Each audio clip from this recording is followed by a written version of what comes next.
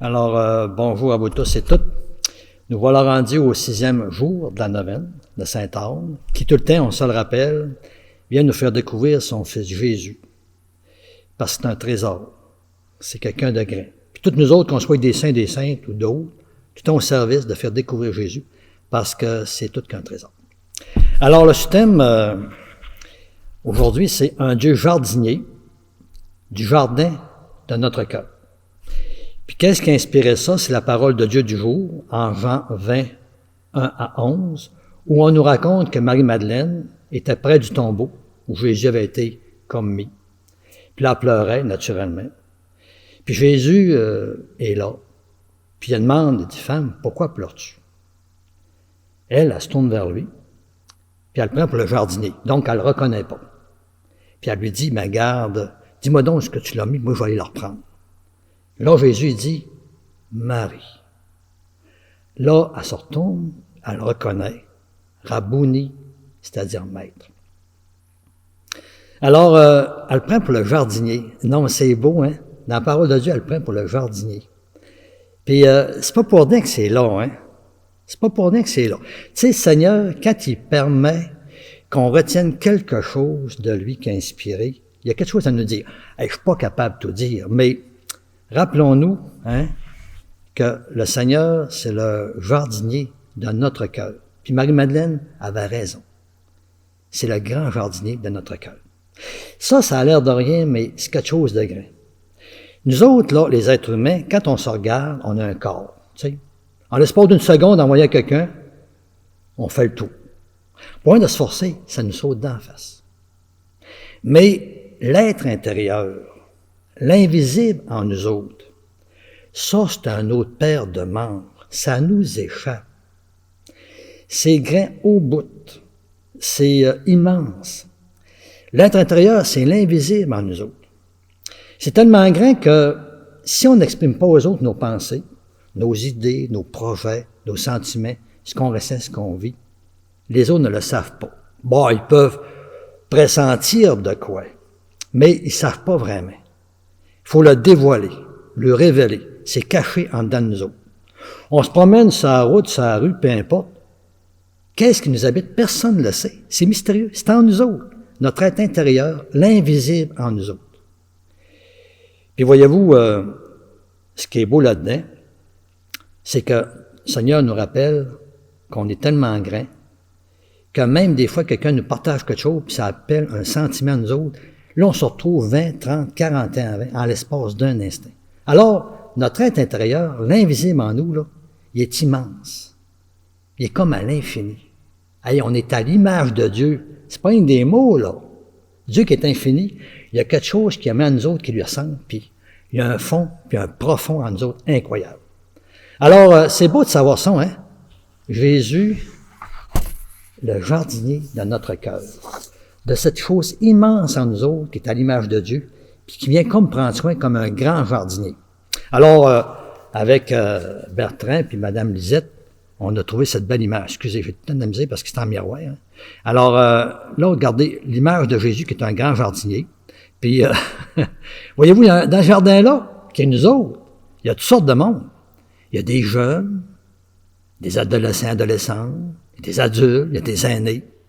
Puis, il y a bien des affaires. Hein? Il y a des pensées, des idées, des projets, il y a des valeurs, il y a des vertus, il y a des qualités. Hey, il y en a des affaires en nous autres. Alors, pensez à ça. Ça, c'est un exemple. Tu sais, c'est pas ce qu'on est à l'intérieur, mais ça fait un peu évoquer ça. Alors, Jésus, qui est le grand jardinier. Moi, j'ai tout le temps admiré les gens qui ont le pouce vert.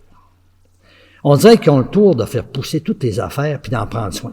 Les plantes, les fleurs, les arbres, l'herbe, mettez-en. C'est toute beauté de voir ça. Ils ont comme la main, là, le pouce vert qu'on appelle. C'est-tu bon pour nous autres de savoir que Jésus, il a le pouce vert sur nous autres? Hey, c'est le grand jardinier.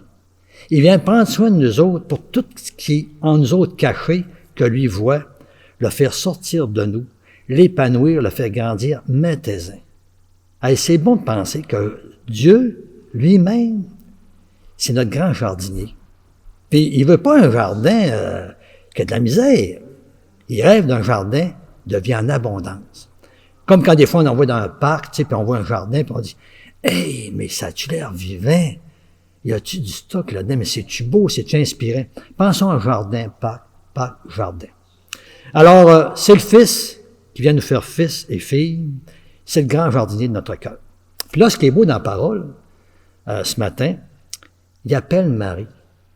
Mais pourquoi est-ce que Marie le reconnaît? Il y a une manière de dire Marie que Marie a reconnue. Il y a une manière de dire Marie qui est spéciale. Puis tu sais, si nous autres on croit en un Dieu qui nous connaît de l'intérieur, puis en plus, qui nous a inventés, qui nous a créés, qui nous a bâtis, puis nous a fait sortir du néant, il nous aime.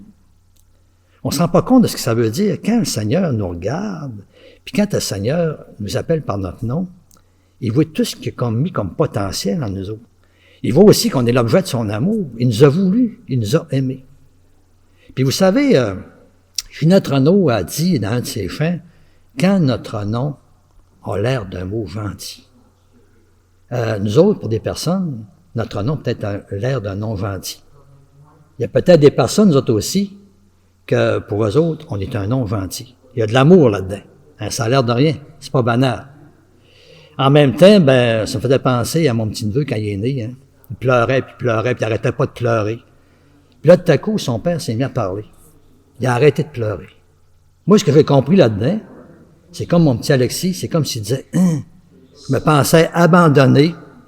Je pensais que j'arrivais dans une autre planète, un autre monde. J'étais tout seul. Non, il y a une voix familière. Il y a quelqu'un que je connais. Je le reconnais. Je suis pas tout seul. Il y a quelqu'un avec moi. Ça me sécurise, me sent mieux. Alors, pensez que ce Dieu qui est le nôtre, hein, c'est pas n'importe qui. Il nous connaît. Puis, il y a une voix spéciale quand il nous parle. Parce que quand on aime quelqu'un, son nom, là, il est spécial quand on le dit. Hein? Ça a l'air de rien. Alors, un Dieu jardinier dans notre cœur, qui vient pour nous épanouir, qui a le pouce vert, qui désire le décorer de toutes sortes de fruits, de vertus, de parfums, toutes sortes de choses qui goûtent bon et qui sentent bon. Puis, ce jardin, qui est le nôtre, est unique. Il n'est pas comme les autres. Il est différent, semblable, oui, mais original et unique. Alors, Dieu qui rêve, hein, on se le rappelle, de venir se promener dans le jardin de notre cœur, d'être tout le temps avec nous autres, de faire toutes les choses ensemble. Alors, c'est pas rien. Alors, en terminant, pensez que Dieu rêve que notre intérieur, ce ne soit pas un endroit désolé, isolé, abandonné, sans vie puis délaissé.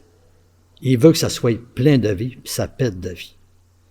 Alors, prenons conscience, en terminant, que le ciel du Seigneur, c'est le jardin de notre cœur. On rêve tous, hein, d'habiter le cœur des autres. Le Seigneur a rêvé, si on le voulait par notre liberté, d'habiter notre cœur, puis de le décorer de toutes sortes de belles choses. Puis la deuxième, vous pourriez vous demander, qu'est-ce que ça vous fait de sentir que le Seigneur lui-même de l'univers est le grand jardinier de votre cœur? Puis prenez conscience de toutes les personnes dans votre vie, que leur nom, pour vous, c'est comme un mot gentil. C'est pas banal. Hein? Puis imaginez comme un Seigneur, il vous appelle par votre nom.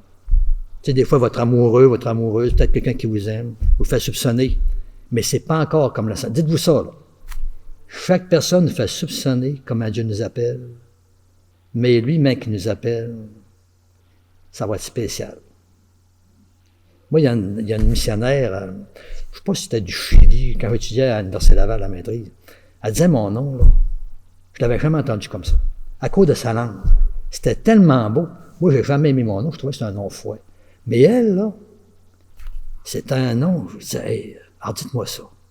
Alors dites-moi ça. Non, mais ça serait-tu beau de sentir que pour quelqu'un, là, notre nom, là, il est incroyable. Il est unique. Il est spécial. Hein? Alors, pensons, on n'est pas n'importe qui pour le Seigneur. Un jardin particulier. Je vous propose de